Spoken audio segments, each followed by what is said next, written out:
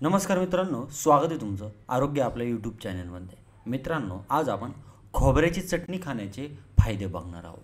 मित्रांनो, खोबऱ्याची चटणी ही प्रत्येकाच्या घरामध्ये असते, पण मित्रांनो ह्या चटणीपासून आपल्याला होणारे फायदे हे अजून काही जणांना माहीतच नाही.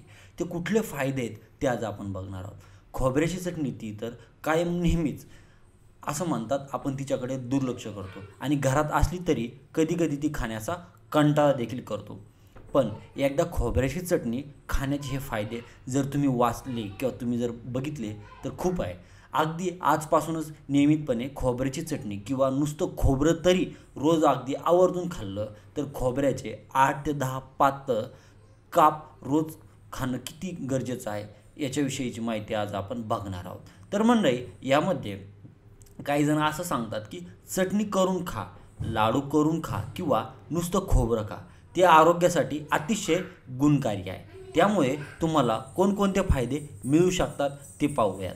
तर मंडळी, खोबरं नियमितपणे खाण्याचा सगळ्यात पहिला फायदा म्हणजे हार्मोनल हेल्थ सुधारते. अनेक जणांना हार्मोनचे संतुलन बिघडण्याचा त्रास होतो, त्याच्यासाठी दररोज खोबरं खाणं फायदेशीर ठरू शकतं.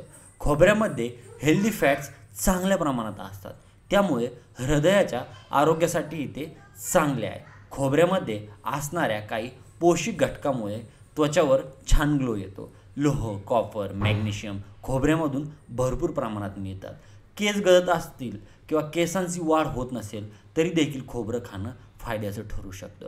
रोगप्रतिकारशक्ती वाढवण्यासाठी खोबरं खाणं महत्त्वाचं आहे. आता पचनाशी संबंधित वेगवेगळा त्रास कमी करण्यासाठी खोबऱ्याचा खूप उपयोग होतो. तर मंडळी, अशा प्रकारे तुम्ही तुमच्या आहारामध्ये खोबऱ्याचं सेवन करू शकता किंवा ही चटणी खाऊ शकता. ही चटणी खाल्ली तर नक्कीच तुमच्या शरीराला जी आम्ही माहिती सांगितली त्याचे फायदे नक्की होणार.